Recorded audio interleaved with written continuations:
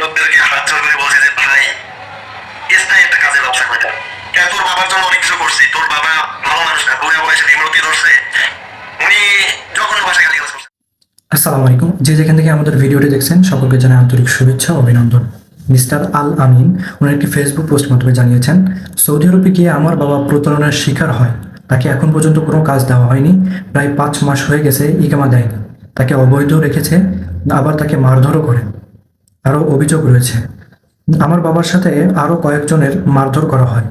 আমার বাবাকে যে গালিগালাজ করেছে এবং নানা ধরনের ঝামেলা করেছে সেটাও আমার কাছে প্রমাণ রয়েছে। এমনকি আমার বাবাকে তাদের আশ্রয় জায়গা থেকে বের করে দেওয়ার অনেকবার চেষ্টা করা হয়েছে। আমার বাবাকে কোম্পানির কথা বলে এখন পর্যন্ত কোনো কাজ দেওয়া হয়নি।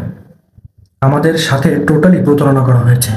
আমি বিএমইটি অভিযোগ করেছি, কিন্তু এখন পর্যন্ত কোনো সাহায্য পাইনি।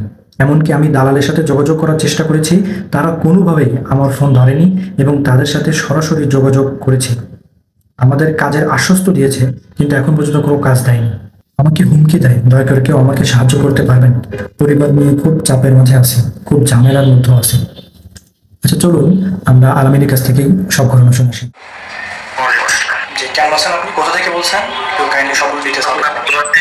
আমি রংপুর থেকে বলছিলাম, কাউনিয়া থানা। আচ্ছা, ভুক্তভোগী কে? আপনার পিতা? জি জি। জি, আপনার পিতার সাথে কি হয়েছিল আমাদেরকে একটু ডিটেলস বলবেন। আমার বাবা মূলত ক্রিয়েটিভ ইন্টারন্যাশনাল ডান্সারি ওভারসিজ এজেন্সির মাধ্যমে গেছে। আমার বাবা মূলত ফেসবুকে অ্যাড দেখে তারপর তাদের সাথে যোগাযোগ করছে। আপনাকে যদি কথা কাজে না মিল থাকে তাহলে সেক্ষেত্রে আপনাকে ন্যায্য টাকা ফিরিয়ে দেওয়া হবে এবং জরিমানা দেওয়া হবে, এই ধরনের কথাবার্তা বলছিল। আচ্ছা, এখন আমি আমার আব্বাকে বললাম, দেখেন এর আগে অনেকবার প্রতারিত হয়েছে, আর আপনার বয়স হয়ে গেছে, আপনাকে দেওয়ার দরকার নেই, আমি আপনাকে আমার যতটুকু শরীরের শক্তি আছে আমি আপনাকে খাওয়াবো পড়াবো। কিন্তু আমার আব্বা বলছে যে না, আমি যতদিন বেঁচে আছি আমার ছেলের উপরে ভাত দিয়ে চলবো না। সব পিতাই চাই না। সব পিতাই। আমাকে সাথে একটু বলে নেই, কারণ আমি হচ্ছে ফ্রিল্যান্সার। আচ্ছা, বুঝতে পারবেন, আমি একজন গ্রাফিক্স ডিজাইনার, পাশাপাশি ওয়েব ডেভেলপমেন্টের কাজ করি। যুক্তরাজ্যের একটা ক্লায়েন্টের কাছে আমি $500 ধার নিয়েছিলাম ওই সময়। কোনোদিনও এই সমস্ত কাজ করিনি। ওনার কাছে $500 ধার নিয়েছে, ওনাকে আমাকে সুদ দিতে হয়েছে আর $200। আচ্ছা, এখন সেই সুদ বহন করতেছি। বলে ভাই কি বলো, একজন মুসলিম ঘরের সন্তান, আমি জীবনে এই কাজের মধ্যে যাইনি। পরে এলাকা থেকে আরো মনে করেন ভাই 3.5 লাখ টাকার মতো মানুষের কাছে ধার নেওয়া হয়েছে। আমি লোন এখন ভাই বহন করতেছি। আমার মা অসুস্থ অনেকদিন থেকে, প্রায় 15 বছর থেকে। এখন মায়ের চিকিৎসা করতে পারি না ঠিক মতো। আগে তো 2 মাস পর ডাক্তার দেখাতে পারতাম, এখন সেটা পারি না, 6 মাস হয়ে গেছে, এখন ডাক্তার দেখাতে পারি নাই। 10-15 দিন বলছে একটু সময় লাগবে কাজের জন্য। তাহলে দেখেন, একটা কোম্পানি কথা বলে বারে বারে 10-15 দিন করতে করতে এইভাবে 2-3 মাস পার করে ফেললো। তারপরে আরেকটা রঙের কাছে সাপ্লাই ওইখানে দিছে, ওইখানে আমার আব্বা তখনই আর কি ইকামা যেটা 3 মাসে ওটা ডেট এক্সপায়ার হয়ে গেছে। যাওয়ার পরে ওইখানে সুন্দরভাবে কাজ করছে, ওইখানে না, ওইখানকার মালিক বলে দিছে জোনাল সাহেবকে আমরা কাজ দিতে পারবো না, উনি কাজ করতে পারে না। যদি ভাই আপনি মনে করেন কাজ না পারলে অনেক বেতন এমনি দেবে, সেটাই। আমার প্রশ্ন হচ্ছে এটা। আমি আপনাকে চাইলে আপনার হোয়াটসঅ্যাপে বা ইমেলের মধ্যে আমি রেকর্ডগুলো পাঠাতে পারবো। আচ্ছা, আচ্ছা, আমার কাছে এই ধরনের প্রমাণগুলো রয়েছে।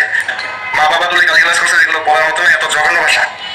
আচ্ছা, তারপর ওইখানে থেকে আনার পরে আমার আব্বাকে জাতাভাবে গালিগালাজ করছে, এমনকি মারধর করছে। ভাই খুব কষ্টের কথা কি বলবো, ওনাকে অনেক মারধর করছে। আরো সাথে যে লোকগুলো ভিডিওগুলো পাবলিশ করছে বা ফ্যামিলির কাছে পাঠাইছে তাদেরকে নাকি প্রচন্ড মারধর করছে। আচ্ছা, আচ্ছা, উনি গিয়েছে কত সালে বা কবে, কোন মাসে গিয়েছে একটু জানাবেন আমাকে। মানে যাওয়ার 5 মাস আগে হয়েছে। 5 মাস হয়েছে। 5 মাস হয়েছে, উনি 1 মাসের বেতন পাইছে বা কোনোভাবে সিস্টেমেটিক্যাল ভাবে পাইছে। যাই হোক 1 মাস ধরা যায় আর কি। 1 মাস বেতন পাইছে, আর টোটালি কোনো বেতনও পায়নি, কোনো কাজও দেয় নাই। এখন ওনাকে খাবারও টাকা দেয় না। এখন ওনাকে ক্যাম্প করে অনেক টাকা পাঠিয়ে ফেলাইছি।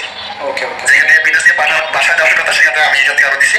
গত পরশু দিন আমি 5,500 টাকা দিছি, তার আগেও 10,500 দিছি, তার আগেও 3500 টাকা দিছি। এবার খাওয়ার টাকাগুলো পাঠাচ্ছি, উপায় নেই, কারণ বাঁচতে হবে। আচ্ছা, আপনি যাকে টাকা পয়সাগুলো দিয়েছেন বা ক্রিয়েটিভ ইন্টারন্যাশনাল যে টাকা পয়সাগুলো দিয়েছেন, এর কোনো প্রুফনেস আপনার কাছে আছে? অবশ্যই আমার আব্বা টাকা জমা দিয়েছে, ওদের আর কি ব্যাংক রিসিভ মানি আসছে। ব্যাংক ডিসিজ মানি, ওকে। আর না, আমরা চাই যে আর কি আপনার আবুর ভালো একটা ব্যবস্থা হয়ে যাক। আপনার আবু মানে তো আপনাদের একটা ফ্যামিলি, আপনার আবু মানে তো আপনার ফ্যামিলি একটা, আপনার ফ্যামিলিটা খুব ভালোভাবে চলুক, এটাই কামনা ভাই। ভালো একটা কিছু হয়ে যাক, ভালো একটা কাজ পাক আপনার আব্বু, সই সালামতে ভালো করে দেশেও আসতে পারে, সেই দোয়া করি ভাইয়া। লোকদেরকে হাত জোর করে বলছে যে ভাই স্থায়ী একটা কাজের ব্যবসা করে দাও। কেন তোর বাবার জন্য অনেক কিছু করছি, তোর বাবা ভালো মানুষ না, বুড়া বয়সে বিমরতি ধরছে, উনি যখন ভাষায় গালিগালাজ করছে আমাকেও। কিন্তু আমি যে ওই রেকর্ডটা, যে আমি জানতাম না ওরা রেকর্ডটা ডিলিট করে ফেলবে। এখন ডিলিট যদি না করতো আমি ওটা শোনাইতে পারতাম, তোর বাবাকে এই বয়সে নদ থেকে এটা দিব, এটা করবো, সেটা করবো। ভাই কি করবো, একজন ছেলেকে যদি এইভাবে কথা বলে, বলার কিছু নেই।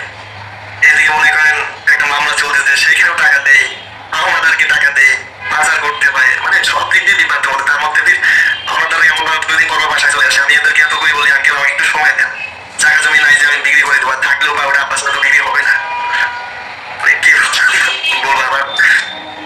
কথা বলতেছি এর মধ্যে ভাই অনেক কষ্ট লোকায় বোঝা যায় সংশ্লিষ্ট কর্তৃপক্ষের দৃষ্টি আকর্ষণ করছি, এমনইভাবে হাজারো প্রত্যক্ষ এবং পরোক্ষ ভুক্তভোগী রয়েছে আমাদের সমাজে। কখনো সে পিতা, কখনো বা সন্তান। ভুক্তভোগী এই পরিবারের দায়িত্ব কি ক্রিয়েটিভ ইন্টারন্যাশনাল নিবে? কখনোই নেবে না। তাই সতর্কতা অবলম্বন করুন, নিরাপদ এবং বিশ্বস্ত এজেন্সি খুঁজে বের করুন। সকলের সুস্থতা কামনা করি। আসসালামু আলাইকুম।